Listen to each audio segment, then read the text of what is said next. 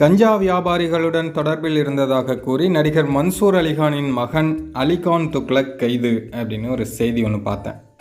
சரி, இதை எதற்காக நம்ம இப்போ சொல்கிறோம் அப்படின்னு கேட்டிங்கன்னா, மன்சூர் அலிகானை பொறுத்தவரையும் தலைவர் ரஜினிகாந்த் அவர்களை என்னென்ன விமர்சனம் பண்ணியிருக்கார் அப்படிங்கிறத நான் சொல்லி தான் உங்களுக்கு தெரிய வேண்டிய அவசியம் இல்லை.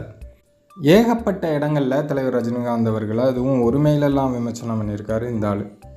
கொஞ்ச நாளைக்கு முன்னாடி கூட இந்த நடிகைகள் பற்றியெல்லாம் பேசி அப்போ தலைவருக்கு அடுத்தவங்க பொண்டாட்டி தான் ஹீரோயினாக செட் ஆகும் அப்படி இப்படின்லாம் நிறைய கொச்சையான விஷயங்கள்லாம் பேசிகிட்டு இருந்தார். காலம் எல்லாத்துக்குமே எவ்வளோ சீக்கிரமாக பதில் சொல்லுது அப்படிங்கிறத பாருங்கள். அதுவும் தலைவர் போன்ற ஒரு நல்ல மனிதரை விமர்சனம் பண்ணுறவங்க கண்டிப்பாக நல்லவங்களாக இருக்க வாய்ப்பே இல்லை. மன்சூர் அலிகான் மேலேயே ஏகப்பட்ட கேஸ் இருக்குது, அது வேறு விஷயம். இப்போ அவர் பையனும் இந்த மாதிரி கஞ்சா வியாபாரிகளுடன் தொடர்பில் இருந்ததாக கைது பண்ணியிருக்காங்க. தலைவரை விமர்சனம் பண்ணுறவங்கெல்லாம் எப்படிப்பட்டவங்க அப்படின்னு மக்கள் தெரிஞ்சுக்கிட்டோம் அப்படிங்கிறதுக்காக தான் இந்த வீடியோ. காலம் பேசாது கண்ணுகளா, ஆனால் கண்டிப்பாக பதில் சொல்லும். தலைவரோட ரசிகர்கள் அனைவருக்கும் அன்பு வணக்கம்.